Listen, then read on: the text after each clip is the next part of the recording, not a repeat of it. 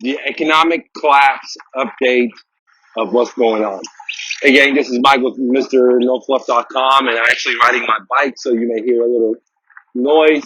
But coming to the what's going on around the world, what's going on in America, and I want to let you know that I'm not political or anything like that. I'm just more about finances.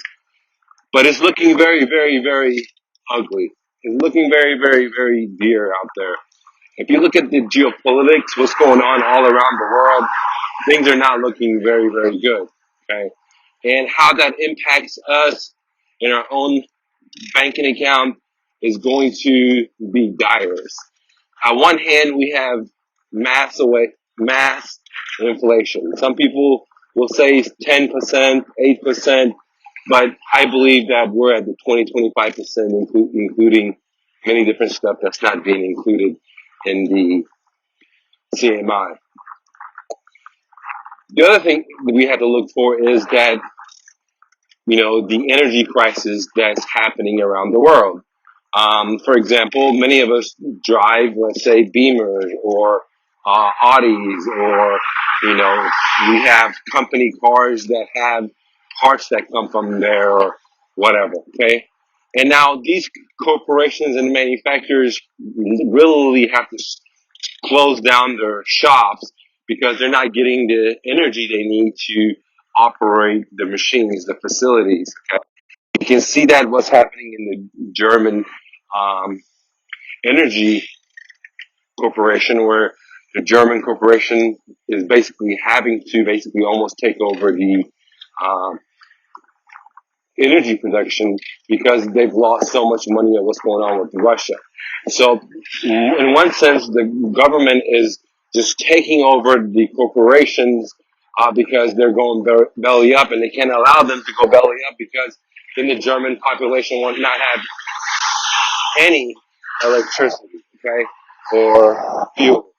So this is where it is, where we've gone to a democratic um, country where now they have to do dictator actions because if they don't, according to them, the country is going to go dark. Okay, and so how does that impact your supplies? How does that impact your parts in your cars or your phones or whatever that comes from these specific countries that are being affected and where their output of manufacturing is going to decrease 50, 60, 70, if not come to a halt?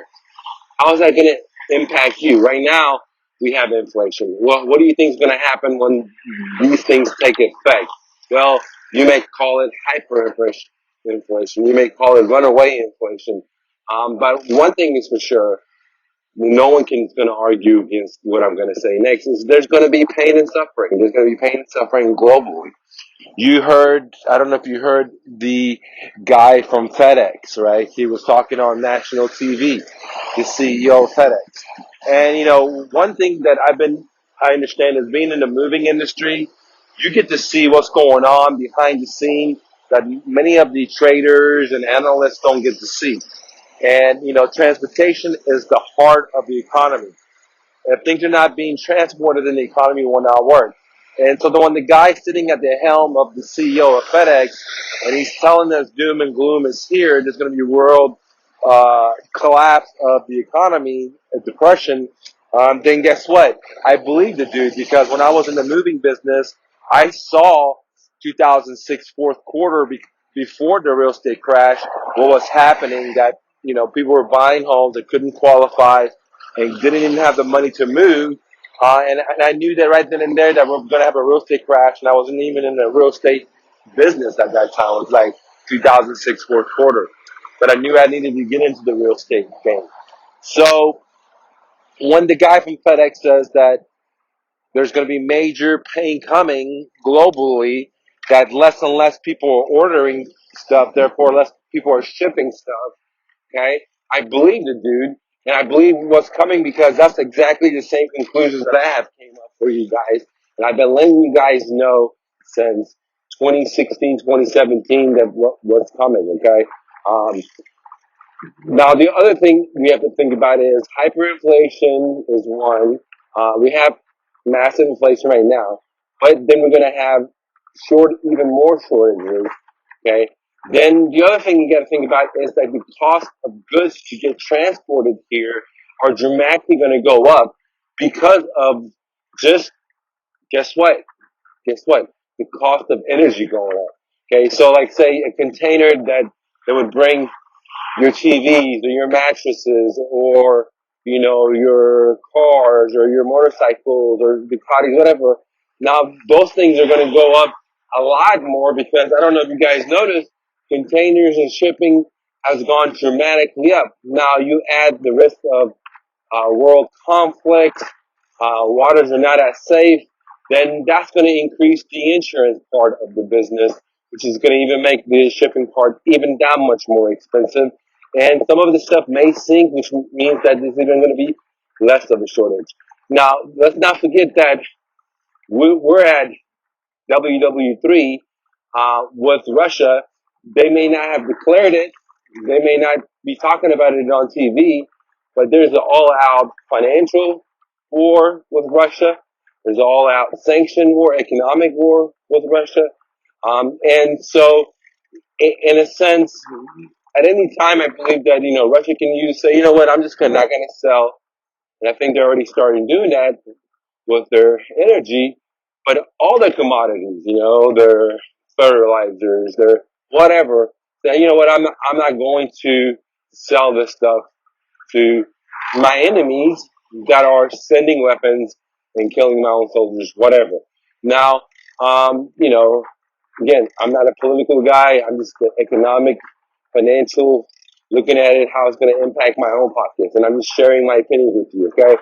I think that if things don't, we can have, a big rally real quick, a big pump. If I believe that if things, cool off, or if there's peace in Ukraine, or a treaty or something like that, or something good happens, but it's probably going to be the last big rally because unfortunately the dollar is dying. Now it looks like all these countries are flocking to it and all these investors are flocking to the dollar and it's getting stronger. But that's just because it's this last grip. Because the dollar compared to the other crappy fiats, they're sinking, so people are belling ship. Not realizing that the ship they're belling to is the Titanic and it's going to be sinking soon. In my opinion, okay, not financial advice. Now, why do I say that? Is because if you just look around, America, the Western countries, we're real good of extracting natural resources from other countries, like, for example, Africa or Latin America. So, for example, why is Africa so poor when they have all the gold, all the platinum, all the diamonds, all the stuff, right, that we are consuming? Why is the Middle East, so poor when, they have all the natural resources like oil and stuff, okay? Well, because we've created this petrodollar that we're able to extract in a clever way the natural resources of other countries by sending them fake papers that we print out from a printing press. All right. And if anyone goes against that, then we send our soldiers in, and we've seen what happened with Lebanon, we've seen what happened with Iraq, and so on. Okay. Now, but the new the world is changing. Okay, because we've been the world police, because we've been policing everyone and sanctioning people and used the petrodollar as a weapon. The world is becoming, multipolar. Okay, and there are big players that are now going out of their way to dethrone the dollar, and I believe that is going to happen. Right. We have neutral players like Bitcoin that no government owns, no government controls, all the way down to, governments like Russia and China and the BRIC creating their own currency and bartering system so they can overpass the American brutality, I guess, of colonialism, that our way is the right way, and if you don't do it, then we're gonna kick you off. Versus like, let's try to figure a way to work with each other. because you can't just be the way or the highway. Okay, um, and you can see that in all these colonial countries.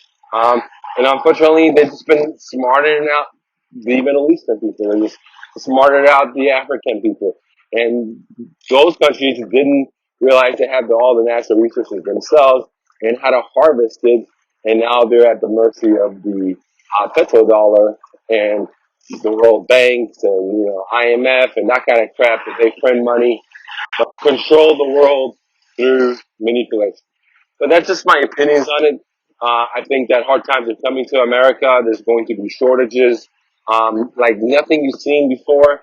I'm not talking about, what is it called? Those toilet paper shortages type. I'm talking about like real shortages shit you need. You know what I mean? From gas in your car, especially if this thing pops off with Iran and Israel, then we're going to have massive price increases in our fuel at the gas pump and literally shortages, like not having it. You go to a pump and they're all out, dude. Imagine that. I know it's hard to imagine because we think we're America, and this can never happen here. But guys, that's what the Romans thought too. So, and if we want financial freedom, I believe that every American should be strong for themselves. They should start their own businesses. They should, wing off Big Brother as much as possible. Because, when you're on a welfare state, you got to do what the machine tells you to do. And I think the founding folks of America are probably on my side and agree with me more than what's happening today, where, they have regulations, that goes even against the Constitution in many states. So I'm not going to get into that, but, I think that if America wants to be strong, every individual needs to be strong. And it's hard to be strong when you work for the man, and the man is doing all the profiting off your sweat equity or my sweat equity. Okay, I never worked for the man, so I started working for myself, and I just sort of like the way for you guys to be your dreams too, so you don't have to work for the man. Yes, it's hard and it's risky, but I don't know. You got to decide for yourself. For me, I could never work for the man. I'd rather just live on the streets if that's what it comes down to. But, there's a lot of opportunity here. There's a lot of ways to make money. I've shown people how to make money with just $50 or $100 to, in my book called The New Flip. You can download it in my real estate dojo. I actually have a flash sale on it for $67. And you get coaching with it as well. So take a look at that. Thank you so much for watching. Always remember, you're braver than you believe, stronger than you seem, smarter than you think, and twice as beautiful as you ever imagined. Peace.